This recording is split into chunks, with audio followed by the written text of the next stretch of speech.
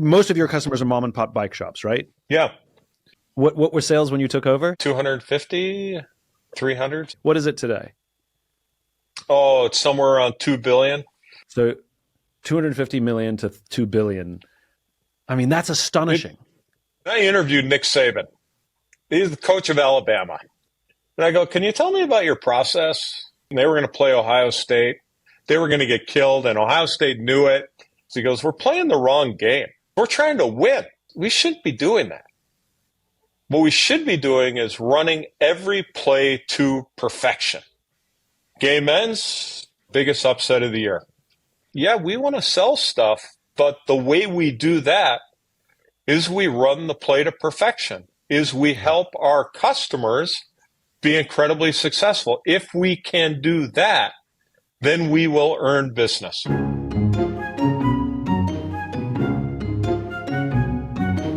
You are one of the most fascinating, interesting CEOs I've ever met. And That's generous. And I'll tell you why. Not only are you good at leading people, but your obsession with how you get things done is truly a talent. How long have you been CEO? 25 years. What were sales when you took over? Just out of curiosity. Maybe 250, 300, somewhere around there. Okay. What is it today? Oh, it's somewhere around 2 billion. Okay. So make no mistake of it. This stuff works. So 250 million to 2 billion under your intensity. I mean, that's astonishing. Most of your customers are mom and pop bike shops, right? Yeah.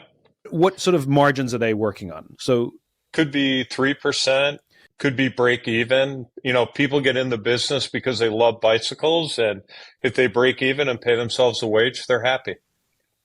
So you're looking at these people who are doing break even or very small margins in their business, and you thought, well, if I just help you grow your business, yeah, that's all. I'm not going to ask anything in return. You can buy any bicycle brand you want, but I'm going to help you. I'm going to help you grow your business. What are some of the things that you discovered and that you did for them? Yeah. So, I mean, you know, one of the things we like to do is we like to find out what our customers' biggest problems are, and then we like to help fix them. One of the things we do is we take a look at all the data, what their worthy rivals are doing, so that we can point out, this is what you're doing. This is what stores that are really well run, this is what they're doing. So right out of there, we call it a financial health checkup. So right there, I'm delivering value. You do this checkup gratis. This is our favor to you. We're going to do a financial health checkup on your business. Yeah, and bike shops usually don't have a lot of resources, so they don't have the money for training, or they don't have the money for support. But that's something that we can put together. We made a huge investment in a training program for sales, for mechanics. You know, we even put together a leadership program. We provide this program for our retailers. We add value. So that's one of our philosophies, is we're going to try and figure out what your problems are and how can we solve your problem. I love this. So the more you help people with nothing, with no expectation of anything in return, you're just helping them build their businesses. Turns out when they feel the love, they want to buy more Trek bicycles from you.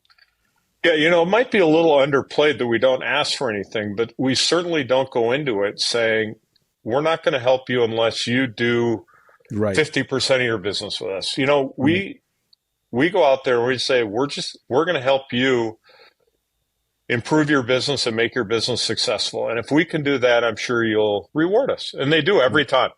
Yeah. So how do you incentivize your sales team that they become obsessed with helping your customers grow their businesses rather than obsessed with making more sales? I was on a plane coming back from Japan once, and I'd done all my emails and I'd seen all the movies, and there was a documentary and it was on guarding the tomb. The Tomb of the Unknown Soldier, this is. Tomb of the Unknown Soldier. And the standards were super clear. In order for you to do this, you've got to be able to do this, this, this, this, and this. And it was really clear. And I was blown away. And I get back and I get the head of sales and I sit down and I go, we're watching this together. So we watch this and I go, what'd you get out of this? He says, our expectations are not as clear as guarding the tomb. And I go, that's exactly it. So we came up with an incentive structure for our salespeople called Guard the Tomb, and it details out, these are the 8 things you need to do to be successful. And a lot of those things are making sure your dealers do this training, making sure you go through and analyze your financial statements and come up with a plan to help you win. And if you get to a certain level, then you get recognized and rewarded for that. How many things are on your list before that contributes to your score, which contributes to your salary? Well, I think it's 7. And sales used to be on the list, and then sales got taken off the list. So sales is even on the list. Sales isn't on the list. So you get compensated on sales. You still have to sell. Right. But what you really want to do is you want to win the green jacket. You want to score high on what your job is. Year in and year out, that's how you progress that trek, is if you do your job. Say more about that. So what do you mean by the green jacket, and what do you mean by do your job? Because, if I'm in accounting, I'm doing the books, I'm doing my job. If I'm in sales, I'm making sales, I'm doing my job. So what do you mean by do your job? Okay, so this is, I'm a learn-it-all. I don't come up with, I have very little original content. And I interviewed Nick Saban. And I go, can you tell me about your process? Who's Nick Saban? He's the coach of Alabama. Okay. He was the coach of Alabama. And he tells the story, they were going to play Ohio State. And Ohio State was 10-0, and they were going to get killed, and Ohio State knew it. And a guy walks into his office, he goes, we're playing the wrong game. He goes, we're trying to win. And he goes, we shouldn't be doing that. What we should be doing is running every play to perfection. He goes, if we run every play to perfection, we will do just fine. He goes, okay, well, we got nothing to lose. He goes, they're probably going to fire me anyways.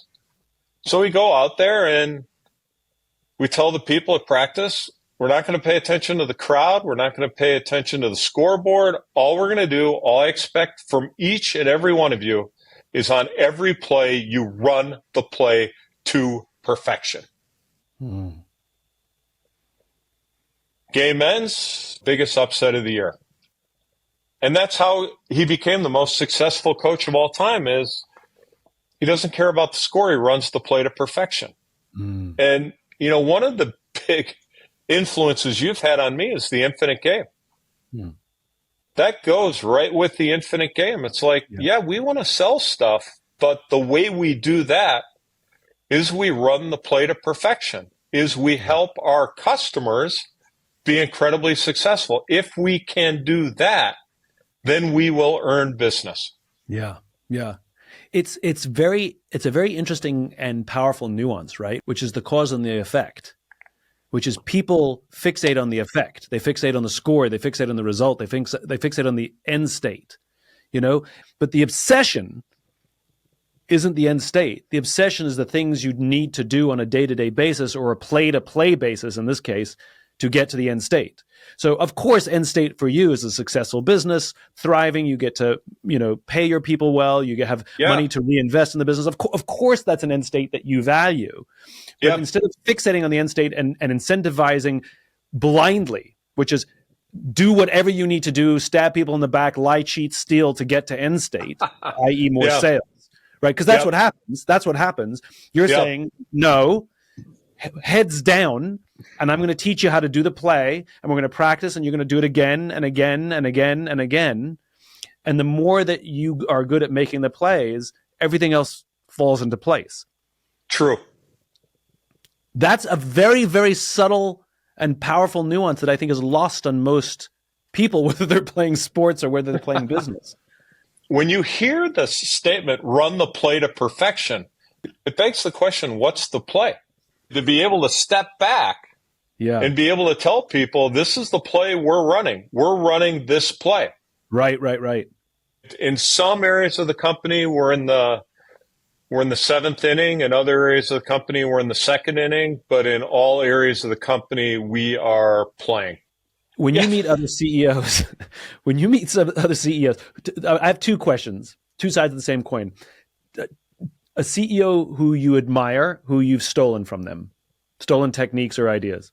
Oh, Will Guidara. We love Will Guidara.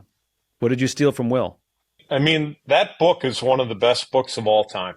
Unreasonable Hospitality. I agree. Yeah, it is one of the best books of all time. I just think his whole comment that we're going to make this the best restaurant in the world. It is going to be really hard. Will you join me? Yeah. Question mark. Yeah. That's been incredibly powerful. And then I just think his whole view of the customer journey, and not reviewing the customer journey, but interrogating the customer journey. I think that's really good stuff. To your point, which is when people think about customer journey, they think come in the store, look around, or in your case, meet sales reps, try out the bikes, make decision, look at numbers, buy, But Will's point is Will was obsessed with every nuance, like where they look, where they walk, how they ask for things, where they sit, where they hang their coat. Obsessive. That guy's obsessive. He is obsessive. And that guy is off the charts smart. So tell me, so when you interrogated your customer experience, walk me through some of the crazy detail that you've articulated that you're looking to tweak. I was having this conversation with a retailer, and I said, have you interrogated the customer journey? He's like, I don't really understand that. I'm like, okay. And I first asked him, I go, how's your experience with a customer bringing in their bike for service? I go 0 to 5. He goes, 5.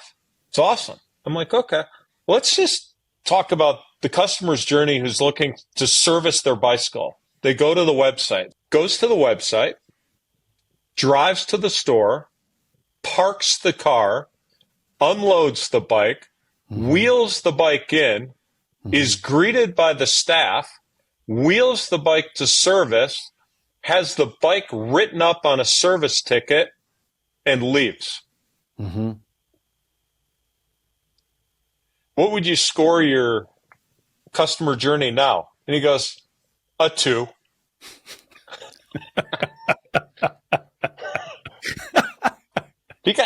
And it's if you have those glasses on, which say you're going to interrogate the customer journey, and you are going to be the best in the world, that's not a 5.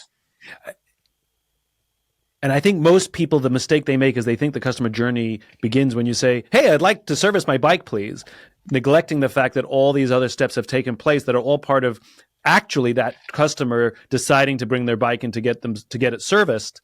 Like, it's not you have to consider, as you said, the whole journey from the moment the customer says, I need to get my bike serviced, to the moment they get home and put their bike back on the, leaning up against the wall. I mean, that's the whole journey. He said that when they shut the restaurant down, they came up with 132 steps. Yeah, I remember. Isn't that crazy? It's crazy. Imagine what a world we would live in, an economy level and a business level, if Wall Street applied extreme pressure on companies to obsess about the customer. I don't. There are certain companies that do, and they're really good at it. But I don't understand why more don't. Well, we do understand. It's the difference between short-term incentive structures and long-term incentive structures. We understand it entirely. Yeah. Okay. But this is the problem in the government, is the inability to make decisions that are in the best long-term interest of the country. Yeah. And, one of my favorite stories is about Eisenhower. And somebody once asked Eisenhower how he made all these difficult decisions as president. He said, it's really not that hard. He goes, I just asked myself one simple question. What's in the best long-term interest of the United States? And then I do that. It would be remiss of me to end this conversation without at least a brief discussion about how much you care about this country and your desire to help it sort of get itself back on track. I think most of us can at least agree that the wheels are wobbly. And we know that success is no indication of stability. Being rich or big doesn't make you strong. Indeed, big companies have failed, and indeed, empires have fallen. And almost always, it's because of infighting, not because of some outside threat. Empires break from within. The decline of empire is usually an act of suicide rather than homicide. And that's what we're seeing in this country. My premise is that we have lousy leadership in this country, mm-hmm. and that we don't have any leaders who are making decisions in the best long-term interest of the United States. Mm-hmm. And that here we are with this amazing country, and nobody running for the highest office in the land has a plan. You have all these businesses that have plans, and yet the organization that we all depend on the most doesn't have a plan. I think our government is creatively bankrupt. Yeah. And you never hear these candidates talking about if they win the opportunity to be the president of the United States, what would they do to improve the very government that they hope to lead? Crickets. And to your point, which is, what are the plays? I think you're touching on something that's bigger and more insidious, and you sort of said it, which is we have a government that more than anything is lacking in creativity. And I would argue that is not unique to government. I would argue that, what you have in business today is a lack of creativity, because the short-term interests, you don't need a lot of creativity for short-term interests. And one of the sacrifices you make when you go from infinite-minded to finite-minded is you inherently lose your creativity, because you don't need to be creative to make a quarterly earning. You just don't. Or win the next election. There's no creativity required. But long-term, very distant, uncertain futures require massive amounts of creativity. And I think one of the detriments to America, I've talked about this before, which is one of the things I love about America is the blind optimism, right? Yeah. Yeah. And so one of my favorite stories about America is we celebrate our independence on July 4th, 1776, right? Incorrect. That is when we signed the Declaration of Independence. The Revolutionary War continued for another 7 years. America didn't, quote unquote, win its independence. It wasn't recognized as an independent freestanding nation until September 3rd, 1783 with the Treaty of Paris. But in typical American fashion, we don't celebrate the date we won our independence. We celebrate the date we thought about our independence, right?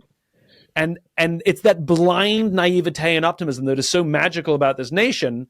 But the flip side is, we've all been subjected to the propaganda of our own nation that we are constantly telling ourselves that we're the best at everything. We have the best nation, the best democracy, the best military, the best healthcare, the best, and it's a complete work of fiction. Totally. Which is, there's room to be better in absolutely everywhere, and in some of it, it's actually objectively bad. And I think it's okay to be optimistic and naive, but let us be clear, there's room for improvement. All the signs are there. I mean, just take a look at the national debt. Yeah. Take a look at where we are with climate change. Take a look at where we are with nuclear weapons. Take a look at the healthcare system. Take a look at Social Security. It's a target-rich environment. I mean, now's the time. Wait. So let's back. Hold on. So why didn't you run for office? Oh, I actually thought about it. And, I'm not a Republican. I'm not a Democrat. And I came to the conclusion, I'm like, can't win. Yeah. And so I said, you know what? I'm going to get all my ideas out there, and maybe I can be more effective being a concerned citizen. All I care about, I really care about the future of the country. Yeah. We really need to take a look at ourselves. And I think you put it so well. We say, this is amazing, we're amazing, greatest country, blah, blah, blah. No. We need to look at the brutal facts, and we have work to do. Yeah. We have been an amazing country. We have amazing potential, but it's time. We need to start to act. I still believe this. one thing that I'll always remember is like on the 5th anniversary of the passing of Steve Jobs, somebody asked Tim Cook, they said, what was the greatest lesson of Steve's life? And he goes, he thought about it for like a quarter of a second. And he goes, that's easy. He goes, Steve believed that people lived in a box and that they were capable of so much more. Yeah. And I really believe that there are so many amazing people in this country and around the world. Amazing people who really care. And I think that through chaos comes change. And I think we're going through a very chaotic period. And I'm hopeful that all the good people, and there's a lot of them, are going to stand up and they're going to have higher expectations for themselves, their leaders, and their country. And I really think we can use this crisis to kind of right the direction of the country. That's what I hope. John, that is your entire life story right there, which is you recognize that all your people and your customers lived in boxes. And all you did was either expand that box or open the box and allow them to try things and do things that they never thought possible. And you've demonstrated it in your own company. You've proven it with how you've unleashed creativity and great business savvy in your customers. And now what you're asking our nation and each of us to do is to open up the boxes and help each other be creative and think for the long-term value. And what is the best long-term thing we can do for our country and our world? Do that. Exactly. Tell me a specific story from your career or a specific customer that if every customer or career was like this one thing, you'd be the happiest person alive. I'll give you one, but I would ask for a second. Okay. There's traditional trade shows. Everybody goes to trade shows. We're now back in the late 80s. And we would go to trade shows. You go to Vegas, you put up a stand, you have all your wares, and people come and look at them, and you take some orders. And I thought that was goofy. And I'm reading a book at the time, and it was about Digital Equipment Corporation, Ken Olson. And it said he thought trade shows were a losing proposition, and so they had their own trade show in Boston, and they invited all their customers. And so we decided we were going to do that. And we were a young company, and we didn't do a whole lot of business, but we decided we were going to invite all our customers to come to Wisconsin, and we were going to do our own trade show. And we did. And it was all these customers coming together. And it was Trek really showing the partnership we had with our retailers and that we were going to work hard for them. And I will never, ever forget that day. It was fish jumping into a boat like I have never seen. Another example I was going to tell you about is, we were doing pretty good business in Europe, and we were looking at Japan, and everybody was like, well, you can't do business in Japan. And I flew over there, and I couldn't find any good distributors. And I'm like, screw it, we're going to do it on our own. And over the last 30 years, that's been one of our most successful markets. Because of Japan, we went into China, and we went into Korea, and we went into Australia. But nobody did business in Japan. And challenging yourself has been something we've done a pretty good job of. It gets back to the infinite game. We don't make decisions around here for the next quarter. We make decisions for the next 10, the next 20, the next 30 years. Like, what's the best long-term decision for the ball club? Yeah. And we make investments and we take some risks and we count the house, but it's been a good process. Tell me an early, specific, happy childhood memory, something I can relive with you. Not like we went to my grandparents every week. Specific I can relive with you. Okay, well, I was riding my bike to the ball field one day, and I'm going down this really big hill, and you come down that hill, and then you go up a big hill. So I'd shifted the bike, and I started to pedal, and there was nothing. And so I looked down, and the chain came off. But as I'm looking down, I crash right into the back of a parked car. and I go flying over the car, and I end up on the hood of the car. And this family's having a picnic across the street. And they come running over to save me, and I was fine, and I got on my bike, and I went to the ball field. And I always remember that. And what is it about that memory that you have such a warm feeling? I mean, most people don't have a warm feeling about crashing a bike that's basically come apart against into the back of a parked car. What was it about that has, dare I say, such warm feelings? I don't know. I think it's because I've always been kind of, my childhood was kind of like right between the lines, and maybe that's because it was a little outside the lines. Here's what I hear, right? Which is the bike actually came apart. Like the chain fell off the bike. And and for any kid that's been in that experience, and I definitely can, it is terrifying. Okay. Because other than brakes, you got nothing, right? And as you said, as you took your eye off the ball, you crashed. But the amazing thing was you got back on the bike, you put the chain back on, and you went to the ballpark, right? Yeah. In other words, sometimes we crash. Yeah. Right? And so when you crash, the thought of the crash is scarier than the crash. Yeah. And all the reasons not to go into Japan is because the actual crash is not as bad as what we think could happen, or the first one, which is, let's just stay in our lane. As you said, that's how you grew up. Let's just stay in the lane. Let's just do the trade show. We know we get a few sales. We got to be out there, quote unquote, in the market, and we can't do our own. That's never been done before. But the thought of the crash and all the things that could go wrong, what's the worst that can happen? You lose a bunch of money and nobody shows up to your trade show, right?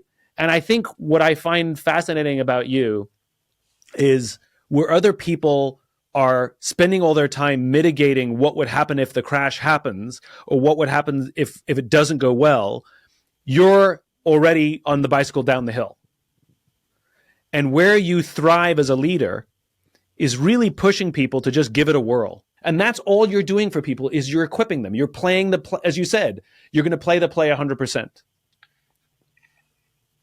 True. And I think that's one of the reasons why I absolutely love you as a CEO, which is you do not for 1 second believe your company is the best. You do not believe you're the best. It's an obsession with better. Every day. The infinite game. And we care about our results here. We really do. But we're playing a much bigger game. And I've said it. My goal is for Trek to be an iconic company that lasts for 100 years, made up of level 5 leaders driving level 5 minibuses. That's what drives me, is the legacy. You, my friend, are magic. If you enjoyed this podcast and would like to hear more, please subscribe wherever you like to listen to podcasts. And if you'd like even more optimism, check out my website, simonsinek.com, for classes, videos, and more. Until then, take care of yourself, take care of each other.